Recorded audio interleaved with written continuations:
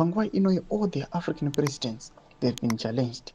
Hazvipere mushe vakomana vamurungona vanongosangana vachinoita ma-emergency SADC summit vachisangana vachida kuisa ma-endless solutions kuma-problems. Panguva inoyi vachipiwa mubvunzo wekuti kunyange dei vakanga vakaubvunzwa vakaungana yesterday muguta reHarare ayo vaidzokera nyika dzavo. Sanapinda mashuka mudanyikwa panapa naadvocate Fadzai Mary subscribe or like on the bell icon.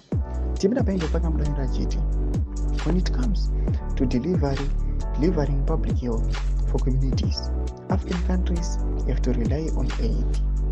But when it comes to war, they will find the money to kill each other.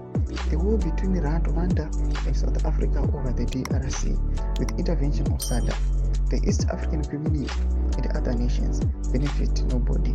The money, time and energy these leaders are using to kill fellow Africans should be used to feed, educate and deliver health care to the people. Stop the war now. We need new leaders. Thomas Kwamnati talk about Fadzai Mary.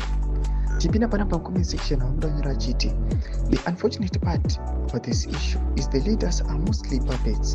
This was created by colonialists and they are still in control of it. In Zimbabwe, there is Chipinge. Imagine the government decides to chase them to Mozambique. Minerals is what is causing this. The unfortunate part, Mayimais in Mayabulenge, they are all Congolese and they must unite them and stop the war.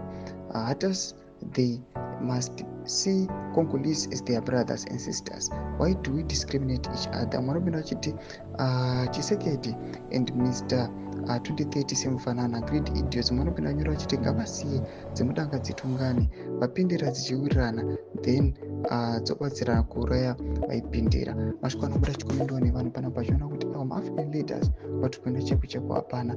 These guys aiwa kana vachida kungo uraya ma-citizens aiwa nekufanda ma-wars aiwa ndokubasa, but kuti vaprovide ma-services aiwa izvo vatombogona kana kavanhu. Tudze mafungiro enyu kuti kudii pamusoro pechiti kwechi. Vina comment section medu, subscribe or like, send on the bell icon.